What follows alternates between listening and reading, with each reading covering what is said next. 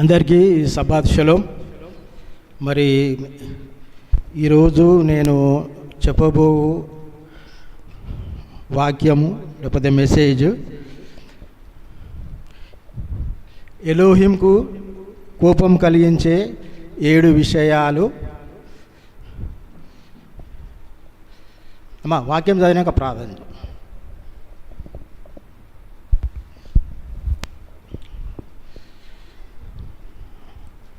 పరమతండ్రికి కోపం కలిగించే 7 విషయాలు, వాటి వలన కలిగే పరిణామాలు మనందరికీ తెలుసు. సామెతలు 6వ అధ్యాయము 16 నుంచి 19.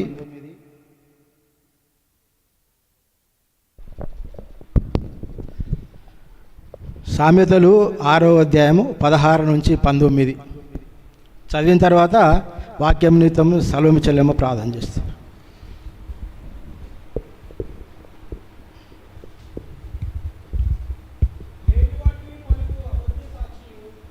ఒక నిమిషం.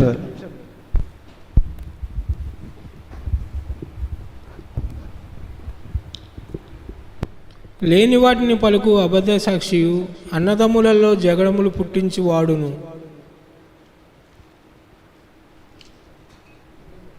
సామెతలు 6:16 నుంచి 19 వరకు. యెహోవాకు అసహ్యమైనవి 6 గలవు, 7 ఆయనకు హేయములు. అవేవనగా అహంకార దృష్టియు, కళ్ళలాడు నాలుకయు, నిరపరాధులను చంపు చేతులను. ఒక నిమిషం. అవేవనగా అహంకార దృష్టియు, కళ్ళలాడు నాలుకయు, నిరపరాధులను చంపు చేతులు, దుర్యోధనులు యోచించు హృదయమును, కీడు చేయుటకు త్వరపడి పరుగులెత్తు పాదములను. లేని వాటిని పలుకు అబద్ధ సాక్షియు అన్నదమ్ములలో జగడములు పుట్టించి వాడును. సో ఇవి 7. ఇవి పరమతండ్రికి ఏమంటుండే, హేయములు అంటుండు, అసహ్యములు అంటుండు.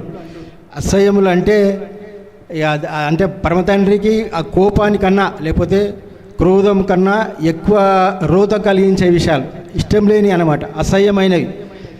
అటువంటి ఇవి 7. అవే కాకుండా పరమతండ్రి తన ఆజ్ఞలను కట్టడలను పాటించకపోతే కూడా అనేక సందర్భాల్లో పరమతండ్రికి కోపం వచ్చి వాటి వలన అనేకులను అక్కడ శిక్షించినట్టు చూస్తాం. మరి వాక్యం నిమిత్తము సలోమి చెల్లెమ్మ ప్రార్థన. మహాప్రేమగల మా తండ్రి, పరలోకమందున్న మా నాయన, ఆకాశమును భూమిని అందులో ఉన్న సమస్తమును సృష్టించిన మా సృష్టికర్త యెహోవా మీ యొక్క ఘనమైన పరిశుద్ధమైన నామమును బట్టి మీకు స్తోత్రాలు చెల్లించుకున్నాం తండ్రి.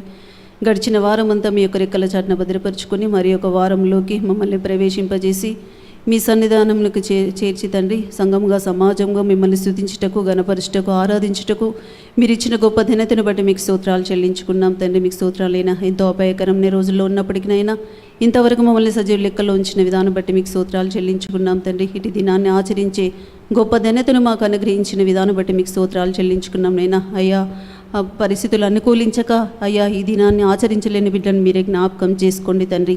అయ్యా వారిని క్షమించండి తండ్రి. మీకు స్తోత్రాలైనా ఇటు దినాన్ని ఆచరిస్తున్న బిడ్డలను మీరే జ్ఞాపకం చేసుకుని వారికి మెండైన దీవెనలో ఆశీర్వాదాలు కుమ్మరించమని మీ సన్నిధిలో మొరపెట్టుకున్నాం తండ్రి. మీకు స్తోత్రాలైనా ఇంతవరకు మీరు మాకు తోడుగా ఉన్న విధానం బట్టి మీకు స్తోత్రాలు చెల్లించుకున్నాం తండ్రి. అయ్యా ముఖ్యమైన ఘట్టంలోకి మేము ప్రవేశించబోతుండగా తండ్రి, ముఖ్యంగా సంపతన్నను మీరు నిలబెట్టుకొని అయ్యా మాకు అందింపబోచున్న ఆ బిడ్డ ద్వారా అందింపబోచున్న ఆత్మీయమైన ఆహారాన్ని బట్టి మీకు స్తోత్రాలు చెల్లించుకున్నాం నైనా.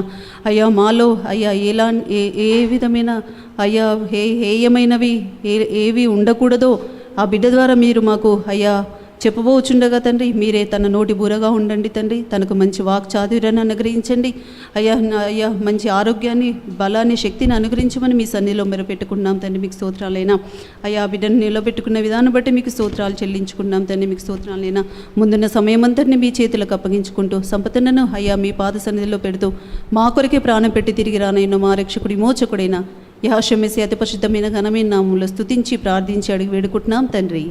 ఆమేన్. థ్యాంక్ యూ అమ్మా, థ్యాంక్ యూ. సో ఇందాక సామెతల్లో చదువుకున్న 7 హేయమైన విషయాలు మాత్రమే కాకుండా నిర్గమకాండము 20వ అధ్యాయంలో ఇచ్చిన 10 ఆజ్ఞల విషయంలో కూడా పరమతండ్రి చాలా ఖచ్చితంగా ఉంటాడు. ఆ ఆజ్ఞలు మీరి పాపం చేసిన వారి ఎడల అనేకులకు పరమతండ్రి శిక్షణ అనుగ్రహించినట్టు చూస్తాం మనం. ఫర్ ఎగ్జాంపుల్, మరి దావీదు మహారాజు బత్షెబా విషయంలో చేసిన తప్పును బట్టి, ఆ మీరిన 3 ఆజ్ఞలను బట్టి ఆయన మరి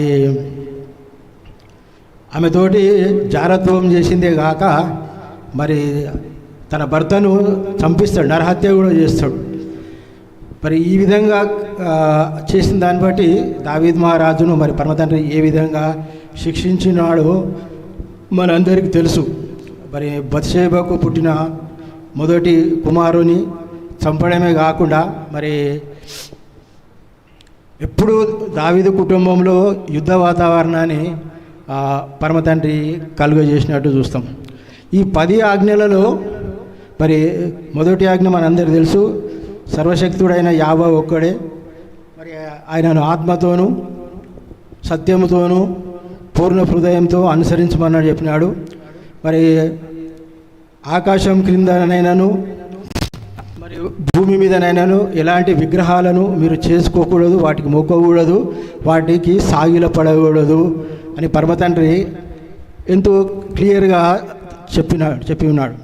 అయితే తన జనాంగంను ఇజ్రాయేలు ప్రజలను ప్రత్యేకపరచుకొని వాళ్ళని ఏర్పరచుకొని ఐగుప్తు దేశంలో వాళ్ళు 430 సంవత్సరాలు బానిసత్వంలో నుండి వారిని విడిపించుటకు తన సేవకుడైన మోషేను ఏర్పరచుకొని మోషే ద్వారా మరి ఆ ఐగుప్తులో ఉన్న ఇజ్రాయేలును ఇంతకుముందు ప్రమాణం చేసిన రీతిగా అబ్రహాము, ఇస్సాకు, యాకోబులతో ప్రమాణం చేసిన రీతిగా వాళ్ళకు వాగ్దాన దేశమును అనుగ్రహిస్తానని మరి ప్రామిస్ చేసిన విధంగా ఆ పరమతండ్రి ఆ విధంగా నడిపించుటకు మరి మోషను మనము ఏర్పరచుకున్నట్టు మనందరికీ తెలుసు.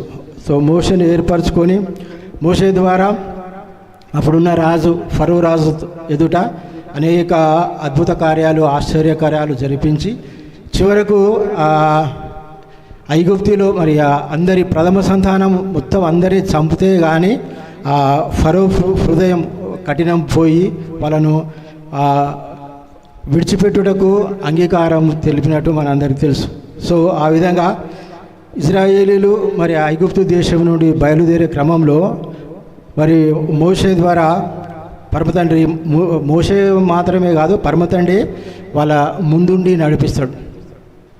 పగలు మేఘస్తంభంలో ఉండి, రాత్రి అగ్నిస్తంభంలో నుండి మరి అనేక అద్భుత కార్యాలు, ఆశ్చర్య కార్యాలు చూసినప్పటికీ వాళ్ళు ఏమాత్రం కొద్దిగా అవకాశం ఉన్నా కూడా విగ్రహారాధన వైపు మళ్ళీ విగ్రహారాధన పరమతండ్రికి అన్నిటికన్నా కోపం తెప్పించే విషయం, అసహ్యమైన విషయం, తనకిష్టం లేని విషయం విగ్రహారాధన. ఆ ఆరాధన ఎవరైతే చేస్తారో మరి దాన్ని బట్టి పరమతండ్రికి అక్కడ చాలా కోపిష్ఠుడు అవుతాడని మనందరికీ తెలుసు. సో దావీదు ఏ విధంగా పరమతండ్రి కట్టడలను, ఆజ్ఞలను అనుసరించుడు, దావీదు ఏ విధంగా పరమతండ్రి ఎడల కృతజ్ఞత కలిగి ఉన్నాడో, ఆయన మరి 7 సార్లు పరమతండ్రికి ఏ విధంగా మొరపెట్టినాడో అవి మరి రాజైన సొలొమోను, తన కుమారుడైన సొలొమోనుకు తెలుసు. పరమతండ్రి సొలొమోనుకు చాలా క్లియర్గా చెప్తాడు, నీ తండ్రి అయిన దావీదు ఏ విధంగా నడుచుకున్నాడో, నా మార్గం అంతటిలో ఏ విధంగా ఉన్నాడో, నాకు ఏ విధంగా నమ్మకస్తునుడు ఉన్నాడో ఆ విధంగా నీవు ఉంటే మీ నాయన దావీదుకు ఏ విధంగా మరి ఆ వాగ్దానం చేసినట్టు ఆ సింహాసనం మీద మరి ఎప్పుడు నీ సంతానము, నీ వారసులు రాజు సింహాసనం మీద ఉండేటట్టు నేను చూస్తానని పరమతండ్రి క్లియర్గా చెప్తాడు. అయితే సొలొమోను రాజు మరి మందిరము కట్టేంత వరకు, లేకపోతే ఒక 40 ఇయర్స్ వరకు, 40 ఇయర్స్లో ఒక 30 ఇయర్స్ వరకు పరమతండ్రి అనుకూలంగానే ఉంటాడు, పరమతండ్రికి అనుకూలంగానే ఉంటాడు పరమతండ్రికి. కానీ ఎప్పుడైతే ఆయన 700 మంది భార్యలను, 300 మంది ఉపపత్నులను చేసుకుంటాడో అప్పుడు ఆ భార్యలు ఏం చేస్తారంటే సొలొమోను హృదయాన్ని పరమతండ్రికి వ్యతిరేకంగా, లేకపోతే ఆ అన్య దేవతల తట్టు తిప్పుతారు. మరి అప్పుడు సొలొమోను ఆయన మహారాజు, ఆయన మొదలే వివాహాలు చేసుకున్నప్పుడే వాళ్ళకు క్లియర్ ఇన్స్ట్రక్షన్స్ ఇచ్చి, మీరు కూడా నేను నమ్ముతున్న సర్వశక్తుడైన యాహోవాను నమ్మాలి, నేనే ఏ విధంగా అయితే అనుసరిస్తున్నానో మీరు ఆ విధంగా అనుసరించాలి, అయితేనే నేను ఈ మ్యారేజ్కి ఒప్పుకుంటా అని అట్లా కండిషన్ పెడితే వాళ్ళు ఆ విధంగా చేసేవాళ్ళు కారు. అయితే సొలొమోను వాళ్ళ భార్యలకు ఏంటంటే పూర్తి స్వేచ్ఛ ఇస్తాడు, ఫుల్ ఫ్రీడమ్ ఇస్తాడు. ఆ ఫుల్ ఫ్రీడమ్ను ఆయన భార్యలు మిస్యూజ్ చేసుకుంటారు. వాళ్ళు ఎంత దాకా తెగిస్తారంటే ఆ అన్య దేవతలకు బలిపీఠాలు కట్టించుకోవడమే కాక సొలొమోను రాజును కూడా స్వయంగా ఆ విగ్రహాలకు లేకపోతే అన్య దేవతలకు మొక్కేటట్టు ప్రేరేపిస్తారు. మరి స్వయంగా యెహోవా ఎలోహిం 2 సార్లు సొలొమోన్ మహారాజుకు ప్రత్యక్షమై, నీవు చేస్తున్న మార్గం తప్పు, నీవు ఇది ఇట్లా చేయకూడదు, నీ తండ్రి అయిన దావీదు ఏ విధంగా నడుచుకున్నాడో ఆ విధంగా నడుచుకో అని స్వప్నంలో కలలో 2 సార్లు పరమ తండ్రి హెచ్చరిస్తే కూడా అసలు ఆ విషయాలు ఆయన ఏం పట్టించుకోకుండా మరి వాళ్ళ భార్యలకు ఇష్టమైన కార్యము అట్లా జరిపిస్తూ మరి అన్య దేవతలను పూజించి పరమ తండ్రి దృష్టిలో చాలా శాపాన్ని కొని తెచ్చుకుంటాడు. సో అప్పుడే పరమ తండ్రి మరి సొలొమోను రాజు చేసిన తప్పుని బట్టి ఆయన ముందే పరమ తండ్రి చెప్పేస్తాడు, ఏంటంటే 12 గోత్రాల లోపట నీకు రెండు గోత్రాలు మాత్రమే వస్తాను, మిగతా 10 గోత్రాల రాజ్యాలు నీ చేతిలో నుండి తీసేస్తాడు. అంటే అప్పుడు యునైటెడ్ ఇజ్రాయెల్ ఉందన్నమాట. యూదా దేశము, ఇజ్రాయెల్ దేశము 2 కలిపి ఉన్నాయి అప్పుడు. సో మరి సొలొమోను చేసిన తప్పును బట్టి మరి పరమ తండ్రి ఆ విధంగా ఆయన చేతిలో నుంచి 10 రాజ్యాలు తీసేయడానికి నిర్ణయించుకున్న తర్వాత మరి మళ్ళీ దయదలుస్తాడు ఆయన దావీదును బట్టి. సరే, సొలొమోను కాలంలో ఇది జరగదు, ఏది రాజ్యం తీసివేయడము నీ కాలంలో జరగదు, కానీ నీ కుమారుడైన రెహబాము కాలంలో ఇది సంభవిస్తుందని అక్కడ పరమ తండ్రి అక్కడ వాగ్దానం చేసినట్టు చూస్తాం మనం. సో మరి ఇప్పుడు సొలొమోను రాజు మరి ఈ విగ్రహారాధనలోనై తన వృద్ధాప్యంలో ఉంటాడు. ఈ వృద్ధాప్యంలో ఉన్న తర్వాత ఆ ఎండింగ్ డేస్ లోపలనే ఇప్పుడు పరమ తండ్రి చెప్పిన మాటానుసారంగా పరమ తండ్రి చెప్పిన దాని విధంగా ఆ రాజ్యాలను తీసివేయాలి కదా, 10 రాజ్యాలను, యూదా రాజ్యము, ఇజ్రాయెల్ రాజ్యం. సో ఆ యూదా రాజ్యము మరి అది యూదా గోత్రము, తర్వాత బెన్యామీన్ గోత్రం 2 గోత్రంలో వారిది. అది మాత్రము మరి రెహబాముకు ఇవ్వడానికి పరమ తండ్రి నిర్ణయించుకుంటాడు. మరి మిగిలిన 10 రాజ్యాలు ఎవరిని చేసేయాలి, రాజును ఎవరికి అప్పచెప్పాలనే విషయం లోపట అయితే సొలొమోను చేతి కింద. సో సొలొమోను యెరూషలేం మందిరం నిర్మించేటప్పుడే దావీదుపురాన్ని కూడా నిర్మిస్తాడు. దావీదుపురాన్ని, ఆ గొప్ప పట్టణం అది. ఆ మందిరము దావీదుపురం 2 ఒక్కటిసారి సైమల్టేనియస్గా కట్టబడతాయి. ఇటు మందిరము 7.5 సంవత్సరాల్లో కంప్లీట్ చేస్తాడు. అట్లనే దావీదుపురం కూడా ఆ కట్టడం ప్రారంభిస్తాడు. ఆ కట్టే క్రమంలో సొలొమోను రాజు చేతి కింద ఒక పనివాడు ఉంటాడు. ఆయన పేరు యెరోబాము. సో ఆ యెరోబాము మరి పరమ తండ్రి ఆ పనివాడైన సొలొమోను పనివాడైన యెరోబాముకు మిగిలిన రాజ్యాలు అప్పజెప్పాలని చెప్పి, ఆ 10 రాజ్యాలు అప్పజెప్పాలని చెప్పి పరమ తండ్రి నిర్ణయించుకుంటాడు. అయితే ఒకరోజు యెరోబాము పొలంలో పనిచేస్తుంటే ఆయనకు ఒక ప్రవక్త అహితా అనే ప్రవక్త ఆయన దగ్గరికి వెళ్తాడు. యెరోబాము ఒక్కడే ఉంటాడు అన్నమాట పొలంలో పనిచేసుకుంటూ. అయితే ఈ ప్రవక్త ఒక తెల్లని వైట్ డ్రెస్ వేసుకొని పోతాడు. అయితే ఆయన ఏం చేస్తాడంటే యెరోబాము దగ్గరికి వెళ్ళి ఆ తెల్లని షర్ట్ను 12 భాగాలు చేస్తాడు. ఆ తెల్లని షర్ట్ను చింపేసి 12 భాగాలు చేస్తాడు. 12 భాగాలు చేసి ఆ 10 భాగాలు ఆయనకి ఇస్తాడు, యెరోబాముకి ఇస్తాడు. ఈ 2 మాత్రం తన దగ్గర ఉంచుకుంటాడు. అయితే అప్పుడు చెప్తాడనమాట ఆ ప్రవక్త అహితా అనే ప్రవక్త యెరోబాముతో ఏమంటాడంటే, పరమ తండ్రి నీకు ఇజ్రాయెల్ రాజ్యంను నీకు అప్పచెప్తున్నాడు, 10 రాజ్యములు గల దానిని నీకు అప్పచెప్తున్నాడు. దానిని మరి దావీదు ఏ విధంగా ఆయన కట్టడలను ఆయన ఆజ్ఞలను గాయకున్నాడో నీవు ఆ విధంగా గాయకుంటే నీ రాజ్యము నిలబడుతుంది అని అక్కడ యెరోబాము తోటి చెప్పినట్టు చూస్తాం మనం. సో అయితే యెరోబాముకు ఈ ప్రవక్త రాజు అవుతావని ఎప్పుడైతే సొలొమోను రాజుకు తెలుస్తుందో సొలొమోను రాజు ఆయన ఏం చేస్తాడంటే చంపడానికి చూస్తాడు. ఎవరిని? యెరోబామును చంపడానికి చూస్తే యెరోబాము ఏం చేస్తాడు? తప్పించుకొని ఐగుప్తు దేశంలో ఉంటాడు. అయితే ఆయన సొలొమోను మరణించేంత వరకు ఆయన ఐగుప్తు దేశంలోనే ఉంటాడు. సో ఎప్పుడైతే సొలొమోను రాజు మరణించిండని తెలుస్తుందో అప్పుడు యెరోబాము ఏం చేస్తాడంటే తిరిగి ఇక్కడ ఈ ఇజ్రాయెల్ దేశానికి వస్తాడనమాట. అప్పుడు ఆయన ప్లాన్ అప్పుడు వర్కౌట్ అవుతుంది. ఏంది? పరమతండ్రి ఈ విధంగా వాగ్దానం చేసిండు కదా, మరి నాకు రాజ్యాలను అప్పచెప్తున్నాడు కదా అని అక్కడ ఆయన కనిపెట్టుకున్నప్పుడు మరి అదే విధంగా అప్పుడు సొలొమోను తర్వాత రెహబాము రాజుగా అవ్వడం.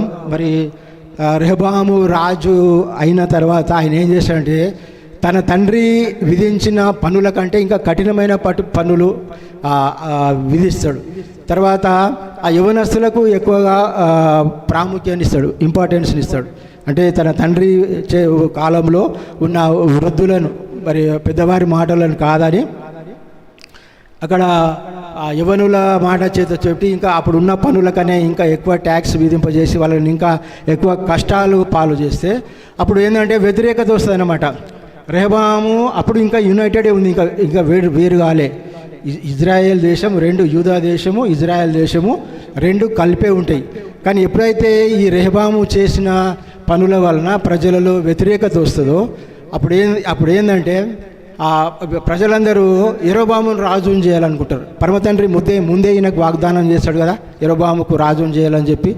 సో ఆ విధంగా మరి ప్రజలందరూ అక్కడ తిరుగుబాటు చేస్తారనమాట. తిరుగుబాటు చేసి ఈయన అప్పుడు రెహబాము ఏం చేస్తాడంటే యెరూషలేముకి వచ్చి 1,80,000 సైన్యంతో ఈ యెరోబామును అటాక్ చేయడానికి చూస్తాడు. అయితే అప్పుడు పరమతండ్రి ఏం చేస్తాడంటే ఎవరైతే ఈ ప్రజలు ఉన్నారో యుద్ధం చేయడానికి 1,80,000 సైన్యానికి ఉన్నారో మరి ఆయనకు రెహబాముకు చెప్తాడు ఏమని అంటే, నేను రాజ్యాన్ని తీసేస్తున్నది నా అంగీకారంతో నేను డిసైడ్ చేసిస్తున్నా.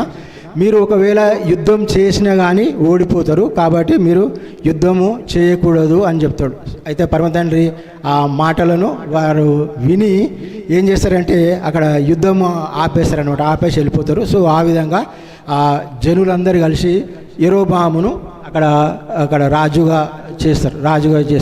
10 రాజ్యాలకు 10 గోత్రాలకు కేవలం 2 మాత్రము సొలొమోను కుమారుడైన రెహబాము ఆధ్వర్యంలో ఆ విధంగా కొనసాగుతాయి అన్నమాట. సో ఒక పనివాడు ఒక రాజు అవుతాడు. రాజు అయినాక ఆయన ఏం చేయాలి?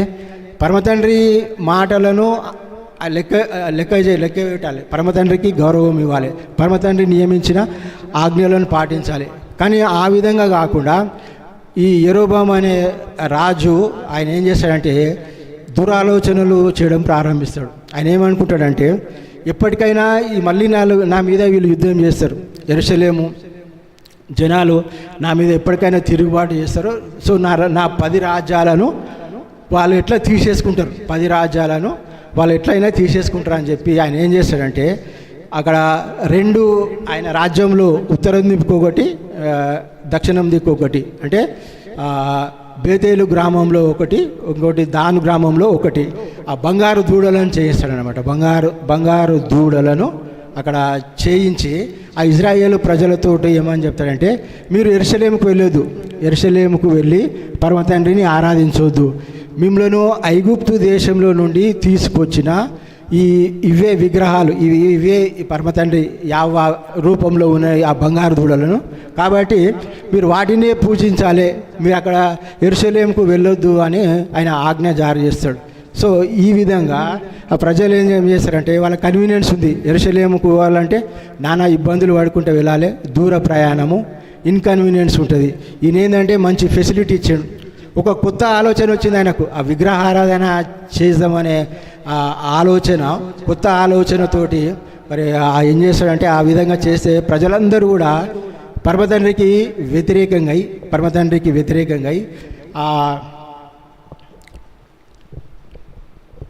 చాలా పరమతండ్రికి ఎంత కోపం తెప్పిస్తారంటే వీళ్ళ ఇక యరొబామును కూడా పరమతండ్రి చంపాలన్నంత అక్కడ కోపం వస్తుందన్నమాట. అంటే 2 విగ్రహాలను చేయించడమే కాకుండా వాటికి పూర్తిగా మొత్తం పూజించేటట్టు.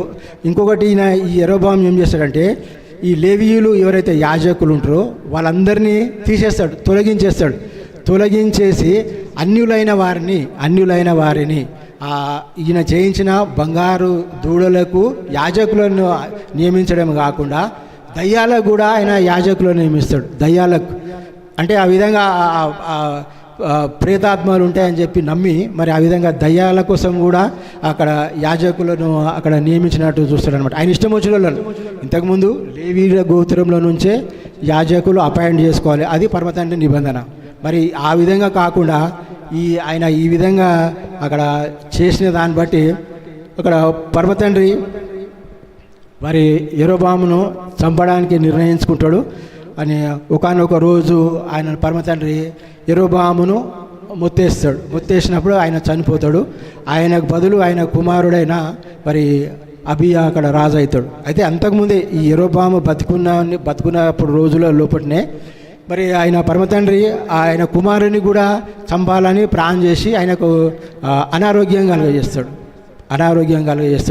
అయితే యరొబాము బతుకున్న రోజుల్లోనే అయితే యరొబాము ఏం చేస్తాడంటే ఆయన భార్యతోటి, నేను ఎవరైతే రాజు అవుతాడా అనే ఒక ప్రవక్త నాకు చెప్పిండు, ఆయన పేరు అహిత, ఆయన పలానా చోట ఉన్నాడు, నీవు వెళ్ళి అక్కడ విచారణ చేయు, మన కుమారుడు మరి బాగుపడతాడా లేదా అని విచారణ చేయి అంటే యరొబాము భార్య మరి మారువేషం వేసుకొని అక్కడ అహితా ప్రవక్త దగ్గరికి వెళ్ళినప్పుడు పరమతండ్రి ఆ ప్రవక్తకు ముందే చెప్తాడు, ఆయన ముందే చెప్తాడు, ఇట్లా యరొబాము భార్య నీ దగ్గరికి మారువేషంలో వస్తుంది, ఆమెకు ఖచ్చితంగా నా వాక్కు తెలియజేయ అని చెప్పినప్పుడు అప్పుడు అహిత ఏంటంటే వృద్ధుడైతాడు అనమాట. ఆయనకు సరిగా కళ్ళు కనిపాయి.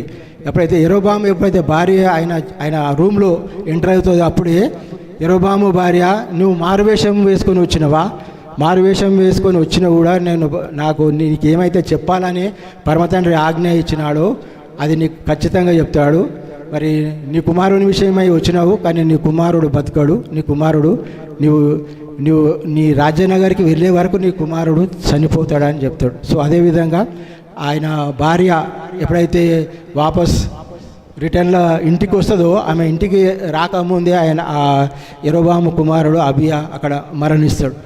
తర్వాత పరమతండ్రి శాపానుసారంగా పరమతండ్రి అంటే ఈయన ఈ విగ్రహారాధనను ఇంతగా ప్రోత్సహించిండు, ఇంతగా ప్రేరేపించిండు కాబట్టి ఈయన కుమారులను ఇట్లా అహాబు కుమారులు 70 మందిని ఏ విధంగా పరమతండ్రి శిక్షించి వాళ్ళందరినీ చంపేసి వాళ్ళ శవాలు కూడా దొరకకుండా ఏ విధంగా చేస్తాడో అదేవిధంగా ఈ యరొబాము కుమారులను కూడా అదే విధంగా శిక్షిస్తానని చెప్పి అక్కడ పరమతండ్రి వారి ఎడల మరి అట్లా కఠినంగా ప్రవర్తించి తర్వాత రాజుల కాలంలో మరి ఈ యరొబాము కుమారులందరినీ అక్కడ పరమతండ్రి సంహరించినట్టు చూస్తాం. అంటే ఇక్కడ ఏంటంటే ఒక పనివాడు రాజు అయినప్పుడు పరమతండ్రికి విధేయత చూపాలి, తను చెప్పిన మాటలు వినాలి. కానీ విగ్రహారాధన అంటే ఏ రాజులు కూడా అంత విగ్రహారాధనకు ప్రేరేపించలేనంతగా ఆ యరొబాము అక్కడ ఆ బంగారు దూడలను 2 పట్టణాలలో చేయించి వాటికి బలిపీఠాలు కట్టించి మరి వాటికి ఆ లేవీలు కాకుండా అన్యులలో వాళ్ళను యాజకులను ఏర్పరిచి ఈ పరమతండ్రి నుంచి ఇశ్రాయేల్ ప్రజలను కంప్లీట్గా దూరం చేసిన విధానాన్ని బట్టి పరమతండ్రి కోపం వచ్చి అక్కడ యరొబాము సంతానాన్ని మొత్తం నాశనం చేసినట్టు చూస్తాడు. పరమతండ్రి మీకు స్తోత్రం. సో విగ్రహారాధన అంటే మరి మనకు ఇంకొక విషయం కూడా గుర్తొస్తుంది. మోషే కాలంలో 10 ఆజ్ఞలు తీసుకునేటప్పుడు సీనాయి కొండ మీద మరి మోషే 10 ఆజ్ఞలు తీసుకుపోయేటప్పుడు అక్కడ 40 రోజులు 40 రాత్రులు అక్కడనే గడిపి ఆయన వచ్చుటకు అక్కడ కొంచెం లేట్ అయ్యేసరికి అక్కడ ఇజ్రాయేల్ ప్రజలు ఏ విధంగా మరి అహరోను మీద ప్రెజర్ వేసి అహరోనును బలవంతం చేసి ఒక బంగారు దూడను చేసుకొని మరి ఆ బంగారు దూడ ఎదుట ఏ విధంగా మరి నాట్యాలు చేసి పరమ తండ్రికి ఆ విధంగా కోపం కలిగించిందో మనందరికీ తెలుసు. సృష్టికర్తనే మరచిన మనుషులు బంగారు దూడను దైవము చేసిరి. సృష్టికర్తనే మరచిన మనుషులు బంగారు దూడను దైవము చేసిరి. భ్రమతో కొలిచెడి జనులను చూచి, భ్రమతో కొలిచెడి జనులను చూచి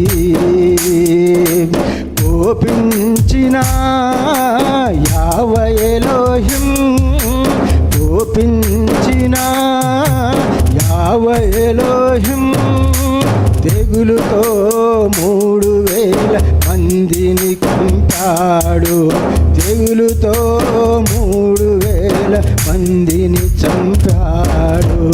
సృష్టికర్తనే మరచిన మనుషులు బంగారు దూడను దైవము చేసిరి. మరో తండ్రి మీకు స్తోత్రం. సో ఈ విధముగా మరి ఆ మోషే కూడా, ఎందుకంటే స్వయంగా పరమతండ్రి రాసిచ్చిన ఆజ్ఞల పలకలు కూడా పగులగొట్టేటంత అక్కడ కోపాన్ని తెప్పిస్తారు. మరి ఆ రోజు మరి ఎవరైతే ఆ అహరోను మీద బలవంతం చేసి ఆ బంగారు దూడను చేసి ముక్కేటట్టు చేస్తారో వాళ్ళలో అక్కడ 3000 మందిని అక్కడ చంపినట్టు చూస్తాం. మరి ఆ బంగారు దూడను కూడా యాసెస్ చేసి మొత్తం బూడిదను చేసి దాంతో తిరుగుబాటు చేసిన జనులందరి చేత పరమ తండ్రిని త్రాగిస్తాడు. పరమ తండ్రి మీకు స్తోత్రములు, పరమ తండ్రి మీకు స్తోత్రములు. సో పరమ తండ్రికి ఇంకొక విషయంలో కోపం వస్తుంది. ఫస్ట్ది ఇది ఆజ్ఞలు, ఆయన ఆజ్ఞలు పాటించకపోతే కోపం వస్తుంది. తర్వాత రెండవ విషయంగా ఆయన పరిశుద్ధతను అపవిత్రపరిస్తే పరమ తండ్రికి కోపం వస్తుంది. ఆ పరిశుద్ధత విషయంలో పరమ తండ్రి ఎక్కడ కూడా కాంప్రమైజ్ కాడు. ఏ విషయంలో అయినా పరమ తండ్రి విషయంలో కాంప్రమైజ్ కాడు. తర్వాత అక్కడ ఒక ఎగ్జాంపుల్ చూసాము పరమ తండ్రి. అయితే ఈ అహరోను కుమారులు ధూపార్తిని అర్పించాలి పరమ తండ్రికి. వాళ్ళు యాజకులు కాబట్టి అక్కడ పరమ తండ్రికి ధూపార్తిని అర్పించాలి. అయితే పరమ తండ్రి చెప్పని ధూపార్తిని అహరోను కుమారులు అక్కడ అర్పిస్తారు. అక్కడ అర్పించిన దాన్ని బట్టి పరమ తండ్రిని వాళ్ళను స్పాట్లో చంపేస్తాడు. స్పాట్లో 2 అహరోను కుమారులు చనిపోతారు. ఎందుకంటే పరమ తండ్రి ఏ విధమైన ధూపార్తిని అర్పించమన్నాడో అది కాకుండా అన్య అగ్నితు చేత పరమ తండ్రికి అక్కడ కోపం పుట్టిస్తారనమాట. పరమ తండ్రి ఏది చెప్తే అదే చేయాలి. ఎవరైతే పరమ తండ్రి కాదని ఎక్స్ట్రా చేస్తారో కొంతమంది ఎక్స్ట్రాఆర్డినరీ మ్యాన్ అని ఎక్స్ట్రా చేయడానికి చూస్తారు. పరమ తండ్రి చెప్పింది చేస్తే మరి ఆ విధంగా అహరోను కుమారులను అక్కడ పరమ తండ్రి అక్కడ ఏ విధంగా శిక్షిస్తాడో సో మన అందరికీ తెలుసు. మరి అదేవిధంగా యాజకులు చేయవలసిన పని యాజకులు చేయాలి. వేరేలు చేస్తే కూడా పరమ తండ్రికి కోపం వస్తుంది. ఎవరైతే యాజకులు ఉన్నారో వాళ్ళకు స్పెసిఫిక్ ఇన్స్ట్రక్షన్స్ ఉన్నాయి. అహరోను కుమారులకు ఈ యాజకత్వ బాధ్యతలు పరమ తండ్రి అప్పచెప్తాడు. సో వాళ్ళే అక్కడ బలిపీఠం దగ్గర అర్పణలు అర్పించాలి. అతి పరిశుద్ధ స్థలంలో వాళ్ళు అక్కడ ఎంటర్ కావాలి. వేరేళ్ళు వస్తే మరి అక్కడ పరమ తండ్రికి కోపం వస్తే వాళ్ళు చేయకూడదు ఆ పని. కానీ ఒక రాజు, ఉజ్జయ అనే రాజు, ఆయన 16 సంవత్సరాలకే రాజు అవుతాడు. పరమ తండ్రి దృష్టిలో యథార్థంగా ఉంటాడు. ఆయన అనేక రాజ్యాలను జయిస్తాడు. ఆయన అన్య దేవతల బలిపీఠాలను కొట్టివేస్తాడు. తర్వాత ఈ యుద్ధం చేయడానికి ఎక్కువ సైన్యాన్ని కేటాయిస్తూ అనేక రాజ్యాలను జయిస్తాడు. పరమ తండ్రి ఆయనకు తోడుగా ఉంటాడు. కానీ ఎప్పుడైతే ఆయన స్థిరపడతాడో, ఎప్పుడైతే ఆయన సెటిల్ అవుతాడో, ఆయన పరమ తండ్రి ఆయన ఏం చేస్తాడంటే ఈ యాజకులు మాత్రమే అర్పించవలసిన ధూపాన్ని అక్కడ మందిరంలో అర్పించడానికి ముందుకొస్తాడు. అప్పుడు అక్కడ ఉన్న యాజకులు అపోజ్ చేస్తారు. అది చేయకూడదు రాజా, నువ్వు చేయకూడదు, అది అహరోను కుమారుల పని, అది మీరు చేయకూడదు అని ఎంత వారించినా కూడా ఆయన వినకుండా ఏం చేస్తాడంటే ఆ ధూపార్తిని పట్టుకొని ఇట్లా యాజకులు చెప్తే వినాలే కదా, ఆ యాజకులు చెప్తే ఆయన చాలా కోపం వస్తాయి అన్నమాట. మహా కోపం కలిగి వాళ్ళ మీదకి ఇట్లా వస్తుంటాడు. ధూపార్ది పట్టుకొని పైకి వస్తుంటే అప్పుడు పరమతండ్రి ఆయన నొదుట కుష్ఠరోగం కలుగజేస్తాడు. ఆయన ఎదుట కుష్ఠరోగం కలుగజేసి అక్కడి నుంచి ఆయనకు బయటికి పంపబడతాడు. మరి ఆయన మిగిలిన రోజులన్నీ కూడా ఆ కుష్ఠరోగులకు రాజ్యంలో అవుట్ సైడ్ ఉండాల్సి వస్తుంది వాళ్ళు. సో ఆ విధంగా ఈ పరమతండ్రి యొక్క పరిశుద్ధతల విషయంలో ఆయన ఆజ్ఞను అక్కడ అతిక్రమించిన దాన్ని బట్టి అక్కడ పరమతండ్రి ఆ విధంగా మరి ఇది చేసినట్టు చూస్తాం మనం. సో ఇంకొకటి ఎలోహిం మీద సనగడం. ఎలోహిం మీద సనగడం వలన యావాకు కోపం వస్తుంది. యావాకు కోపం పుట్టిస్తారు. సో ఇజ్రాయేలు ప్రజలు మరి ఐగుప్తు దేశం నుండి పోతున్నప్పుడు మార్గమధ్యంలో ఎన్నోసార్లు మోషే అహరోన్ల మీద సనుగుతారు. మోషే పరమతండ్రి మీద అసలు అంటే పరమతండ్రి మీదనే సనుగుతారు అన్నమాట. ఏమని, మేము ఐగుప్తు దేశంలో ఉన్నప్పుడు మేము మంచి ఫుడ్ తిన్నాము, మేము కీరదోశలు తిన్నాము, తర్వాత చేపలు తిన్నాము. ఇక్కడ ఈ అడవిలో మాకు అసలు ఈ మన్నా ఆహారం తప్ప మాకేం లేదు తినడానికి. ఈ ఎన్ని రోజులు మన్నా ఆహారం తినాలి, మాకు మాంసం కావాలి అని అక్కడ మిశ్రమ జనం ఉంటారు అన్నమాట. ఇజ్రాయేల్ లోపటనే పరమతండ్రి ఏం చెప్తాడంటే కనానులు ఆ కనాను దేశం ఆక్యుపై చేసినప్పుడు అక్కడ ఉన్న అన్యులందరినీ సంహరించమంటాడు. అమాలేకీలో కూడా అక్కడ ఉన్న స్త్రీలను అన్య జాతుల వారందరినీ సంహరించమంటాడు. కానీ వీళ్ళు కొంతమంది ఏం చేస్తారంటే వాళ్ళని వదిలిపెడతారు. అట్లా ఇజ్రాయేల్ లోపటనే మిశ్రమ అంటే మిక్స్డ్ పాపులేషన్ పెరిగి వాళ్ళు ఏం చేస్తారంటే ఈ విధంగా పరమతండ్రికి వ్యతిరేకంగా చూస్తారు. అప్పుడు అక్కడ మోషే కూడా కోపం వస్తుంది. దాదాపు 6 లక్షల మంది. అయితే అప్పుడే అందరూ మోషేతో సహా పరమతండ్రి చేసిన అద్భుతమైన కార్యం చూస్తారు. ఎప్పుడైతే ఐగుప్తు దేశం నుండి వాళ్ళు పారిపోతారో, ఎప్పుడైతే ఎర్ర సముద్రం దగ్గరికి వస్తారో, అంత పెద్ద ఎర్ర సముద్రము 2 పాయలుగా చేసి 6 నీళ్ళ మీద ఆ ప్రజలందరినీ నడిపించితే అంత గొప్ప అద్భుత కార్యం చూసి మరి అదేవిధంగా ఆ ఐగుప్తు దేశాలు కూడా ఎప్పుడైతే ఇజ్రాయేళ్లను వెంబడిస్తుంటారో వాళ్ళందరూ కూడా ఎర్ర సముద్రంలో పడి పర్వతాన్ని చంపేస్తాడు. వాళ్ళందరినీ కేవలం ఇశ్రాయేలులను మాత్రమే 6 నీళ్ళ మీద నడిపిస్తాడు. ఇంత గొప్ప అద్భుత కార్యము ఆశ్చర్యకారం చూసి కూడా పరమతండ్రి ఎడల తిరిగి మళ్ళీ సనగడం ప్రారంభిస్తారు. తిరిగి సనగడం ఏంది, మాకు మాంసం లేవు, తర్వాత మాకు నీళ్లు లేవు, ఇదే విధమైన సనుగుడు. ఈ విధమైన సనుగుడు వలన పరమతండ్రి కోపం వచ్చి సరే మోషే అయినా మరి పరమతండ్రి ఇంత గొప్ప అద్భుతం చేసాడు కదా, పరమతండ్రిని ఒకవేళ మొరపెడితే ఈ 6 లక్షల మంది ప్రజలకు అక్కడ మాంసము కలుగజేస్తాడేమని మోషే కూడా అట్లా ఆలోచన రాకుండా మోషే కూడా కోపం వస్తానమాట. ఇంతమంది జనాలకు నేను వీళ్ళకి మాంసం నాన్ వెజ్ ప్రొవైడ్ చేయాలంటే నేను ఎన్ని మేకలు కోయాలి, ఎన్ని గొర్రెలు కోయాలి, నేను ఎక్కడి నుంచి తేవాలి అని ఇట్లా పరమతండ్రి శక్తి మీద ఆధారపడకుండా ఆ విధంగా నెగటివ్ థాట్స్తో ఉంటే అప్పుడు పరమతండ్రి చెప్తాడు, మోషేని ఏం కాదు, నేను ఇంతమందికి నేను మాంసాహారం ప్రొవైడ్ చేస్తా. 1 రోజు కాదు, 2 రోజులు కాదు, 30 రోజులు వాళ్ళ నాసికారంధ్రంలో నుంచి నాన్ వెజ్ వాసన, మటన్ వాసన వచ్చేంత వరకు వెక్కిసమగు వరకు నేను ఆ విధంగా ప్రొవైడ్ చేస్తాను అని చెప్పి పరమతండ్రి ఆ సముద్రం మీద గాలి విసిరజేస్తే అక్కడ ఆ గాలిలో ఆ సముద్రంలో ఉన్న ఆ పూరేలు అని చెప్పి వచ్చి 1 కిలోమీటర్ ఎక్కడైతే ఇజ్రాయేల్ ఉన్నారో 1 కిలోమీటర్ వరకు అవి ఇట్లా 3 మీటర్ల ఎత్తు వరకు ఆ పూరేలు లేకపోతే ఆ పక్షులు, ఆకాశ పక్షులు అక్కడ ఇజ్రాయేల్కు అక్కడ ప్రొవైడ్ చేయబడతాయి.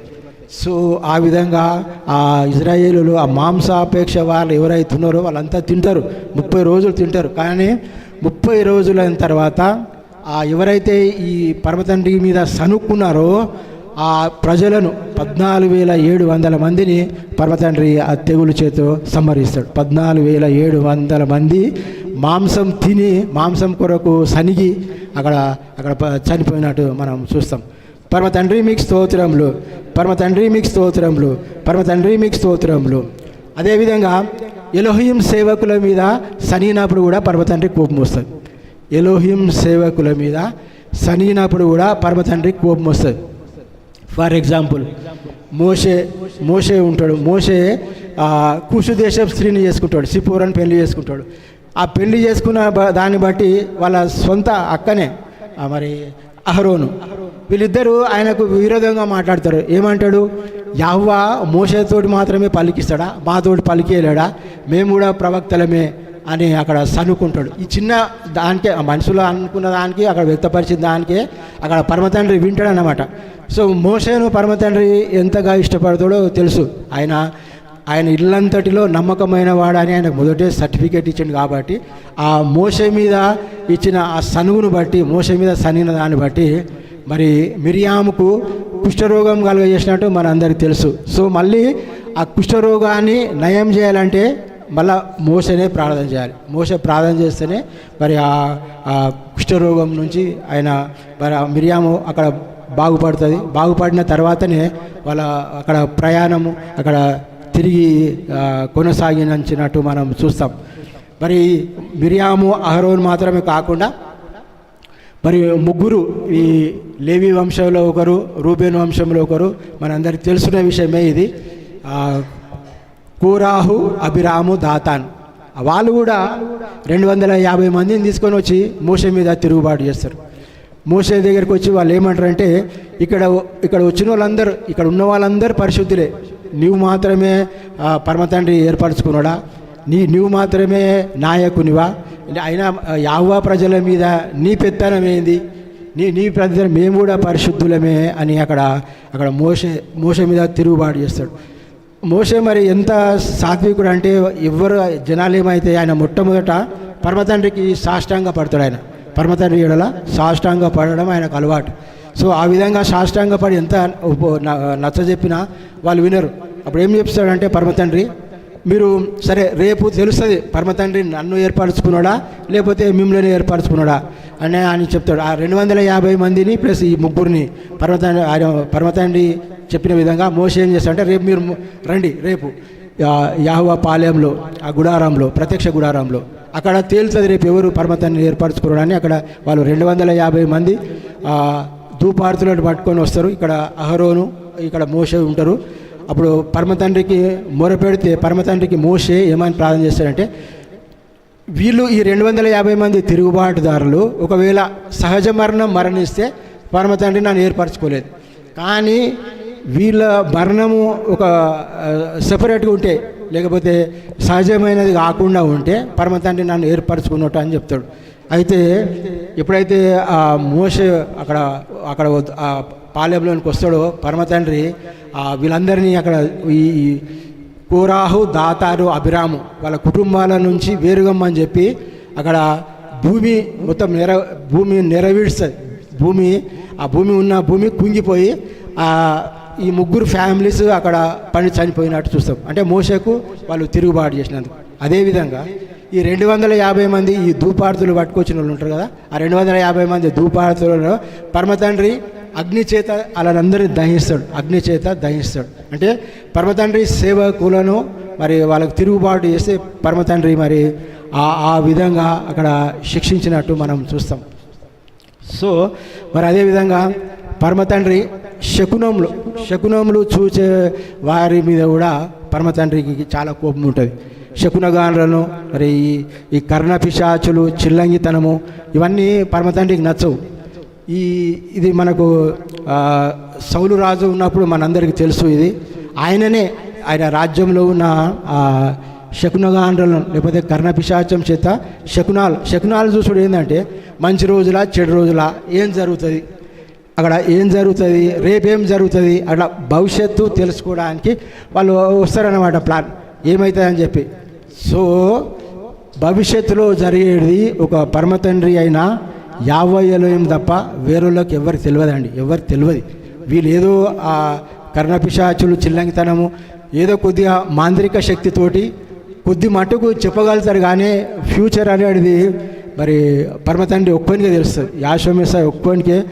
ఆయన నిన్న నేడు నిరంతరం, ఆయన వర్తమాన భూత భవిష్యత్ కాలములు ఆయన చేతిలో ఉంటాయి. ఫ్యూచర్లో జరిగే ఏ విషయమైనా ఒక పరమతండ్రికి తప్ప ఎవరికి తెలియదు. అయితే ఈ సౌలు రాజు ఏం చేస్తాడంటే, ఆయన రాజు లోపట ఫిలిస్తీన్లు ఆయన రాజ్యంలో దండెత్తి వచ్చినప్పుడు ఆ ఫిలిస్తీన్ల మీద నేను యుద్ధానికి వెళ్ళాలని అని సౌలు పరమతండ్రికి మొరబెడితే సౌలు ప్రార్థన పరమతండ్రి వినడు. ఎందుకంటే అమాలేకీలను చంపమంటే ఆయన చంపలేదు కాబట్టి పరమ తండ్రి కోపంతో వాళ్ళకు ఉత్తరం ఇవ్వలేదు అనమాట ఆ సౌలుకు.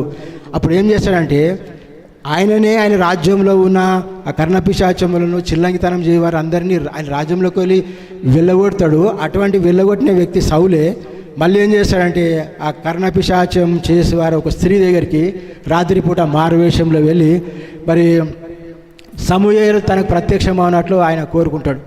అయితే ఆ మాంత్రిక ఆమె భయపడుతుంది. ఫస్ట్ ఇక్కడ సౌలు అనే రాజు మా రాజ్యంలో ఈ చిల్లంగితనమును వీటిని నిషేధించిండు కాబట్టి నేను చెప్పానంటే అప్పుడు ఆయననే నీకేం కాదు యెహోవా జీవంతోడు అని ప్రమాణం చేస్తాడు. యెహోవా జీవంతోడు నీకేం జరగదు, ఎందుకంటే ఆయననే రాజు, ఆయననే మారువేషంలో వచ్చిండు కాబట్టి ఆ విధంగా చేసి అప్పుడు సమూయేలు అప్పుడు ప్రత్యక్షమవుతాడు. పాతాళంలో నుంచి సమూయేలు వచ్చి ఆయన మాట్లాడినప్పుడు సమూయేలు అంటాడనమాట, నేను నీ కోసం ఏం చేయాలని కోరుకుంటున్నావంటే ఇట్లా ఫిలిస్తీన్లు నా మీదకి దండెత్తి వస్తున్నారు, మరి నేను యుద్ధాన్ని చేయాలన్నా లేదా పరమ తండ్రి నాకు ఉత్తరం ఇవ్వడం లేదా అని చెప్తే సమూయేలు ఒక గొప్ప మాట మాట్లాడతాడు. యెహోవా నీకు వ్యతిరేకంగా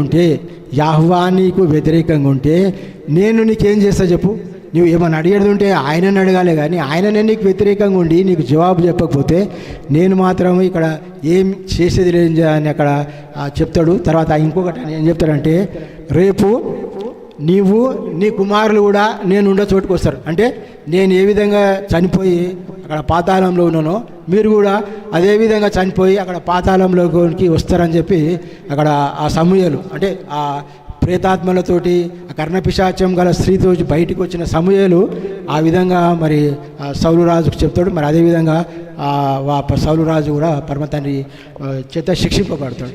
సో ఈ విధంగా మనం చెప్పేది ఏంటంటే ఆయన ఆజ్ఞలకు విరోధంగా ఏం చేసినా పరమ తండ్రి కోపం వస్తుంది.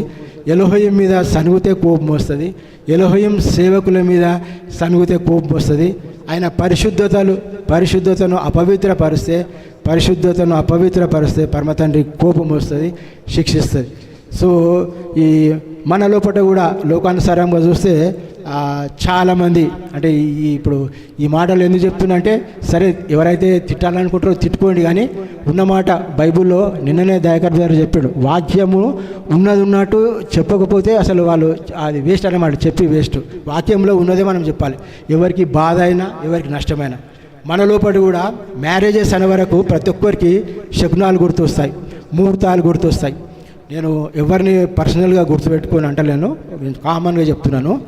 మ్యారేజెస్ అంటే కంపల్సరీ మంచి రోజా చెడు రోజా, తర్వాత ముహూర్తం ఎన్ని గంటలకు పెట్టుకోవాలి, తర్వాత ఏదైనా ఇంట్లో బోర్ వేయాలంటే ముహూర్తం మంచి రోజా కాదా, ఆ రోజు మంచి రోజా కాదా, ఏదైనా పని చేయాలంటే గృహప్రవేశం చేయాలంటే ఆ రోజు చేయాలన్నా వద్దా, ఏ రోజు చేస్తే మంచిగా ఉంటుంది.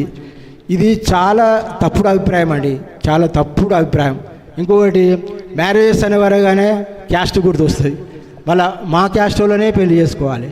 ఏంది ఇది, ఈ కులాలు అనేది ఎవడు చేసిండు, ఈ కులాలు అనేది ఎవడు చేసిండు? మనుషుల లోపల ప్రవహించేది అందరి లోపల రక్తమే కదా, అందరి లోపల నీరే కదా.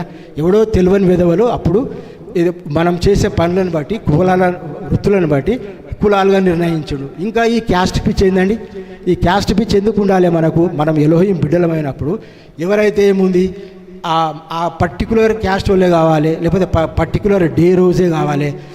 పరమ తండ్రి బైబిల్లో ఉందా ఎక్కడన్నా చెప్పండి? 365 రోజులు మంచియే, 365 డేస్ మంచియే. ఏ రోజు కూడా ఈ ముహూర్తం బాగాలేదు, లేకపోతే హిందూస్ అనుకున్నట్టు ఆ పిల్లి వస్తుంది ఆ మంచి రోజు కాదు, అవన్నీ శుద్ధ వేస్ట్ అండి. అవన్నీ చెత్త ఆచారాలు, కానీ అవే పాటిస్తారు. మన లోపల కూడా అవే ట్రెడిషన్స్ మన దగ్గరికి వచ్చినాయి, ఖాళీ పేరు మారింది అంతే. ఆ పేరుతోటే అవే ఆచారాలు మనం పాటిస్తున్నాం. అందుకే అపోస్తులైన సౌలు అంటాడు కదా, ఈ అవే ఆచారాలు మనుషులు కల్పించిన పద్ధతులనే మీరు పాటిస్తున్నారు అంటాడు. మనుషులు కల్పించిన పద్ధతులే మీరు దైవోపదేశంలో నుంచి వాటిని అనుసరిస్తున్నారు అని అక్కడ సౌలు అన్నట్టు మనం చూస్తాం. సో ఈ శకునాలు అనేది తప్పండి, బైబిల్ ఎక్కడ లేదు. 365 రోజులు మంచే, వారంలో 7 రోజులు ఉంటాయి, 7 రోజులు మంచిదే. ఏ రోజు మంచిది కాదు, ఏ రోజు చెడు కాదు. ఒకవేళ చెడు ఉన్నదనుకోండి అది ఎవ్వరికి తెలియదు. మనం చూస్తూ ఉంటాం, ఇప్పుడు యాత్రలకు పోయి ఎంతోమంది చస్తుంటారు, మరి వాళ్ళు దేవుని చూడడానికే పోతారు కదా, దర్శనాలు చేయడానికే పోతారు కదా, ఎందుకు వాళ్ళు చనిపోతారు అంటే అది వేరే విషయం. కానీ ఈ ముహూర్తం అనేది ఆ మంచి రోజు అని చెడు రోజు అని దానివలన ఎవ్వరు కూడా చనిపోరు. సో మరి వాక్యానుసారంగా మనము ఉండాలని ప్రతి ఒక్కరికి హెచ్చరిస్తూ మనము ఈ పరమతండ్రి చెప్పబడిన వాక్యాలలో పరమతండ్రికి విధేయత కలిగి ముఖ్యంగా విగ్రహారాధన విషయంలో పక్కకు పెట్టి ఆయన ఆజ్ఞలు కట్టడాలు ఆచరిస్తూ ఆయన సన్నిధిలో